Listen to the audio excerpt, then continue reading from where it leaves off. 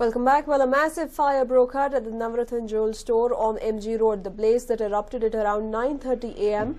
took over 3 hours to be brought under control. There was drama at the premises since gold and other valuables were being thrown out of the building to prevent further losses. 4 fire tenders were rushed to the spot to douse the flames, and 3 hours later, they finally managed to succeed. Well, there we have it. Valuables, jewels, silver articles being just thrown out of the window to avoid further losses. But we understand that jewels worth lakhs have already been gutted in the flames. These were the scenes witnessed earlier today when Navrathan Jewellers caught fire.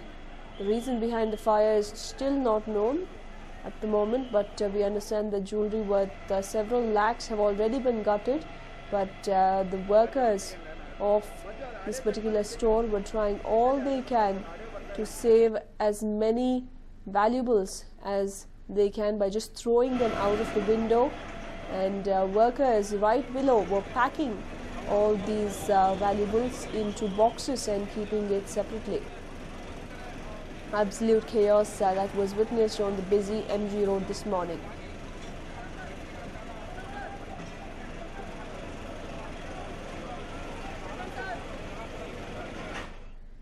See, whatever I can tell is it started at 9:36. We got a call, and our people had come here, and they have succeeded in putting out the fire. Now we have to see the amount of damage, and with the least possible damage, they have done the best possible. Okay, very interestingly, the building had fire safety measures. They were throwing some of those fire extinguishers from up there. They couldn't use it. Maybe we can see those fire extinguishers. That is a dry powder extinguisher. If they use us there in that time, we cannot fight for it. See, it is too early to say what they could have done and what they could not have done. First of all, we have to ensure that the normalcy is restored. Then we will look into it as to how it has happened. The losses could be very high. See, I am not here to predict the losses. I am here to minimize it to the extent possible. With all the basic fire safety norms? We have to look into it. We are interested in putting out the fire so that it will not come back again. Okay, operationally, are you satisfied with the work just now? Yeah, they have done a good job. Thank you. Well, that was one of the officials who spoke up on what exactly was being done to control the fire, but we understand that it took 3 long hours for the fire to be brought under control. We do not know what exactly led to the fire in the first place, but quite dramatic scenes that were witnessed on MG Road as all the valuables were just being thrown out of the window to avoid more damage. Gold and silver articles were just being thrown out for the employees below to get hold of it and pack it up in their huge boxes.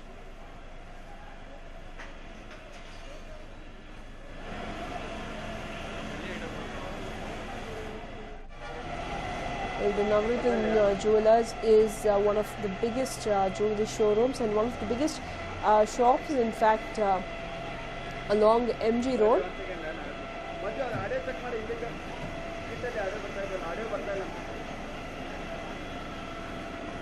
This is the very same building that occupies the State Bank of Mysore as well.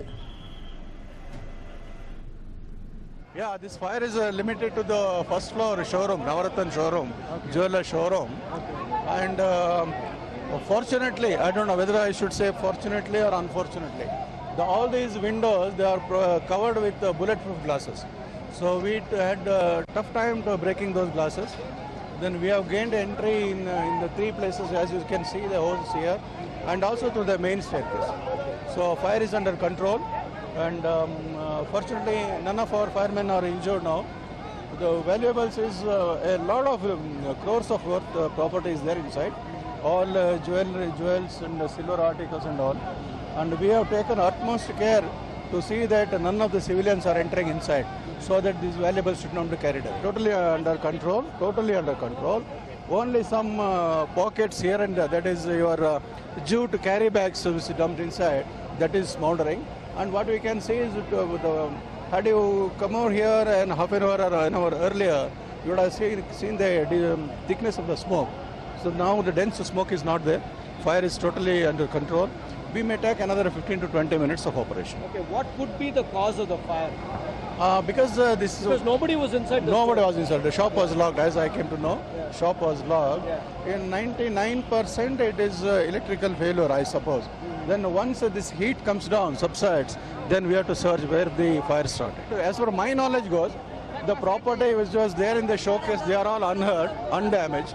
They have been removed.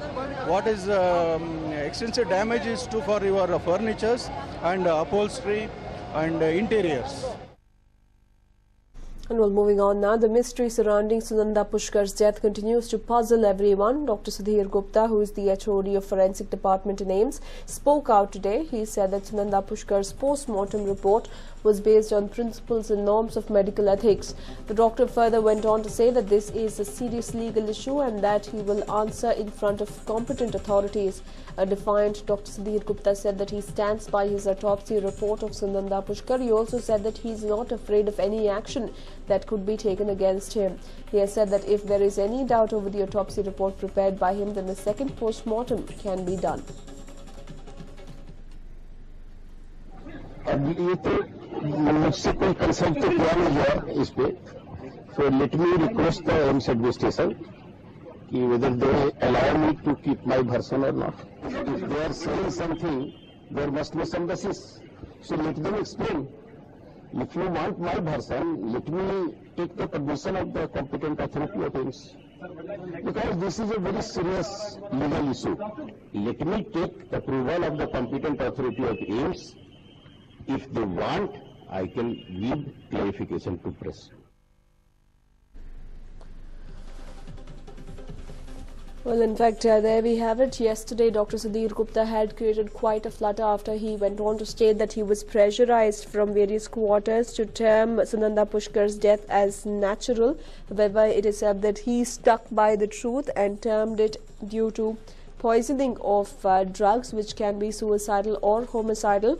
On the other hand, now the BJP has ordered a detailed probe into this particular case, with Subramaniam Swamy even stating that Sunanda Pushkar's death was carried out by a professional gang. He even questioned why the body was cremated even before the investigations had concluded. AIIMS, on the other hand, has refuted all the claims of Dr. Sudhir Gupta and said that they are not aware of any such pressures that were exerted on the doctor.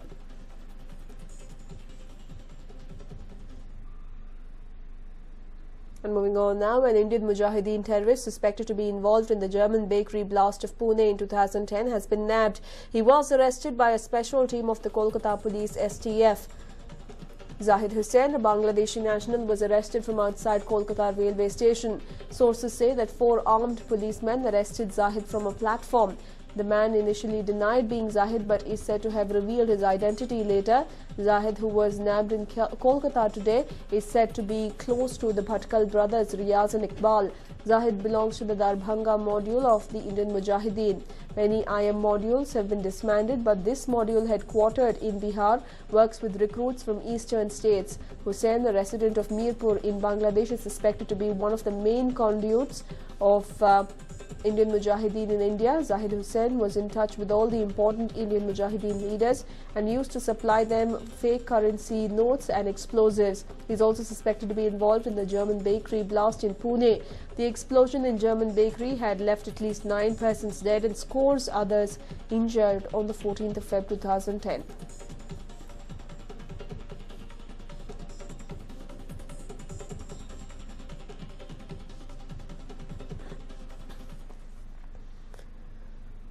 And well, the toll in the 11-story building collapse in Chennai continues to mount, with the number of people who lost their lives touching 58. A total of 73 people were trapped under the debris in the building collapse. A strong stench emanated from the debris. Rescue workers were vaccinated by the health department against infectious diseases. The bodies that are being recovered now are in a decomposed state, making it difficult for relatives to identify them. One of the ways to identify the bodies is by doing a DNA test. Well, the incident took place on Saturday night, and over half a week later, The rescue workers are still pulling out bodies from under the debris. 58 people for now have lost their lives. Until last night it was 47. And the hope for anyone who's trapped alive inside is getting bleaker and bleaker. But the officials have gone on to state that if there is a huge chunk that has fallen without really crumbling, and if there is a good enough passage, then people could have still survived inside. Of course, suffocation is an issue, but if they have managed to survive, the officials would want to pull them out at the earliest. And rotting stench has filled the air, and all these rescue workers have now been vaccinated to protect them against infectious diseases.